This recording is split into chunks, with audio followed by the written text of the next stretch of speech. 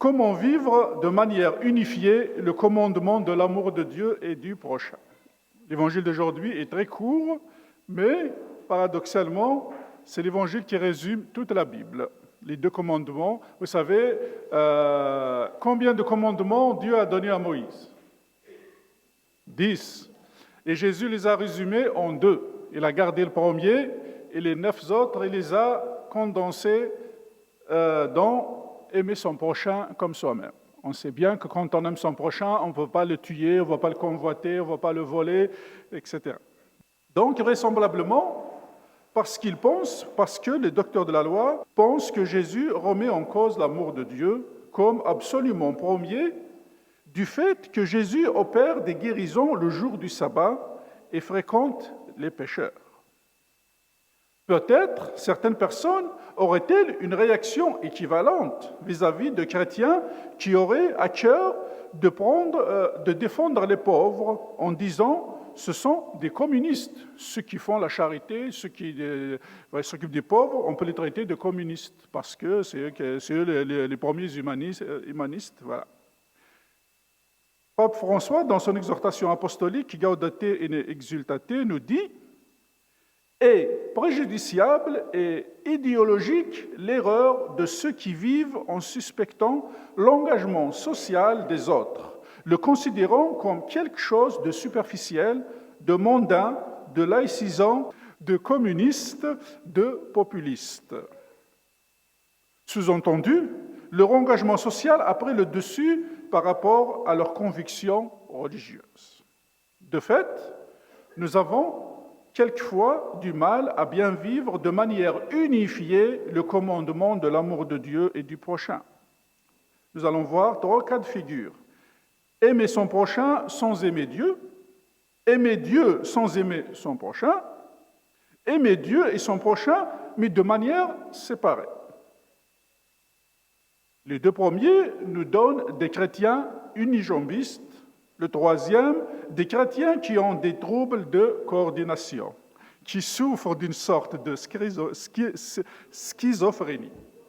Au passage, cela rejoint la remarque d'un professeur d'université à Rome qui disait, voici quelques années, « Les hérésies, c'est le fait de dire « c'est ou ça ». La sainte doctrine de l'Église, c'est de dire « c'est ça et c'est ça ». Les hérésies voient des oppositions partout, là où notre foi voit une unité. D'abord, donc, on va voir les 3 points que je viens de citer. D'abord, aimer son prochain sans aimer Dieu. Le docteur de la loi pense que Jésus prend le pari des pécheurs contre Dieu, un peu comme si notre amour du prochain enlevait quelque chose à notre amour pour Dieu. Il n'y a pas de concurrence entre ces 2 amours. De fait, le pape François dit régulièrement que l'Église n'est pas une ONG. Si l'amour de Dieu nous fait défaut, mieux vaut nous qualifier d'humanitaires et non pas de chrétiens. L'amour de Dieu est le fondement le plus solide de l'amour et du respect de l'homme. Le fait d'aimer Dieu donne une qualité particulière à notre amour du prochain. On l'aime dans sa destinée ultime d'enfant de Dieu. Si la prière nous fait défaut, notre amour pour le prochain, même s'il est très sincère, sera trop court. En vivant une relation vivante avec le Seigneur, nous apprenons à aimer notre prochain comme Dieu l'aime. On cherche auprès de Dieu comment l'aimer au mieux.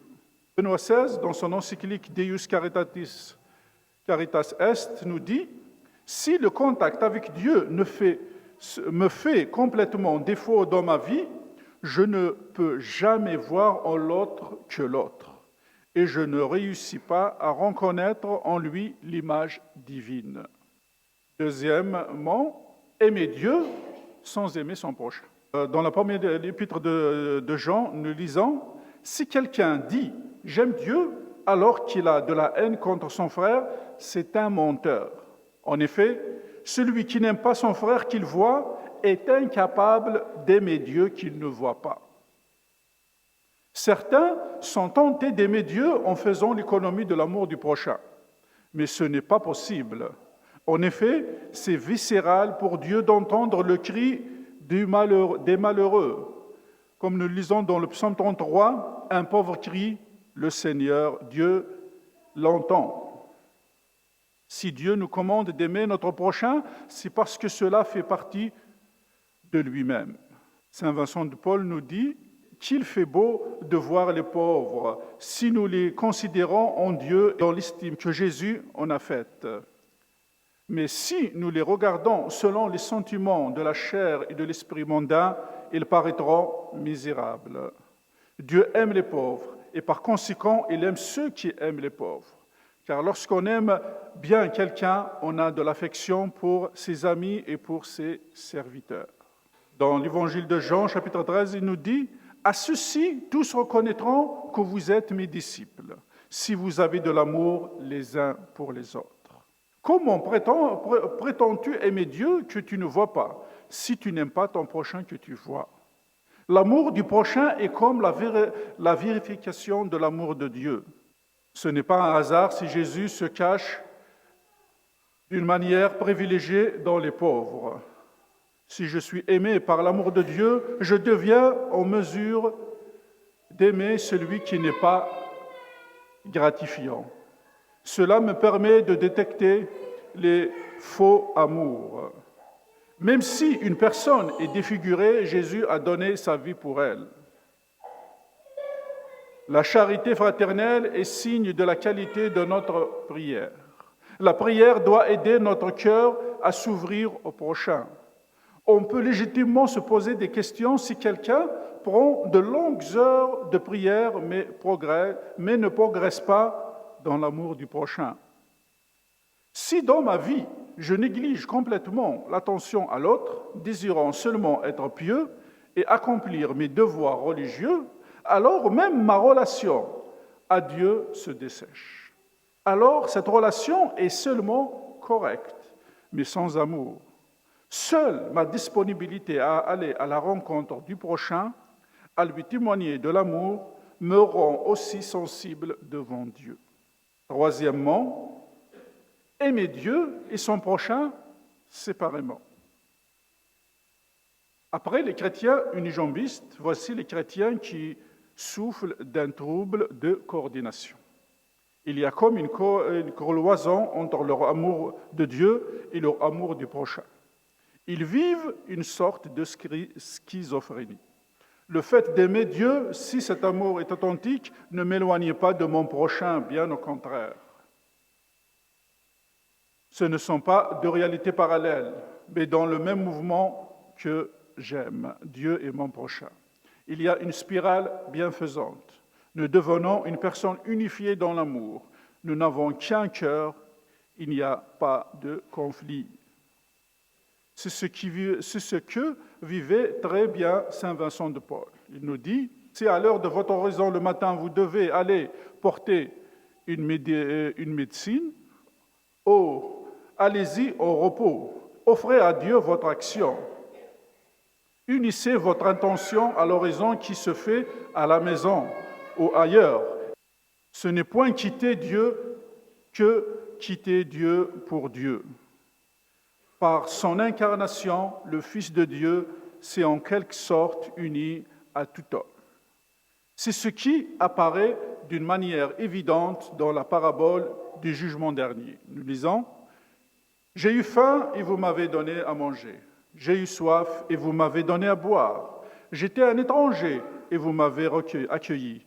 Nu et vous m'avez vêtu. Malade et vous m'avez visité. Prisonnier et vous êtes venu me voir.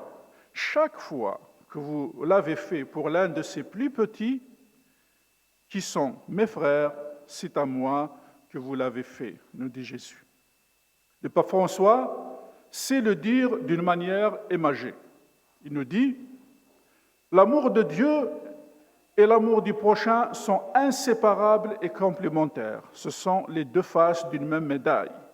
On ne peut aimer Dieu sans aimer le prochain, et on ne peut aimer le prochain sans aimer Dieu. Nous sommes invités à entrer, pour ainsi dire, dans l'amour de Dieu pour chaque personne. Je voudrais conclure avec quelques mots par lesquels le pape François nous invite à voir combien ces commandements correspondent à quelque chose de beau. Ce que Jésus propose dans cette page évangélique est un idéal merveilleux, nous dit-il, qui correspond au désir le plus authentique de notre cœur. Nous avons en effet été créés pour aimer et pour être aimés. Dieu qui est amour nous a créés pour nous faire participer à sa vie, pour être aimés de lui et pour l'aimer, et pour aimer comme lui toutes les autres personnes. Voilà le rêve de Dieu pour l'homme.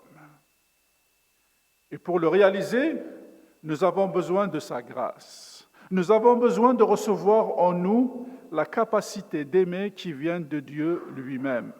Jésus s'offre à nous dans l'Eucharistie justement pour cela. En elle, dans l'Eucharistie, nous recevons Jésus dans l'expression maximale de son amour.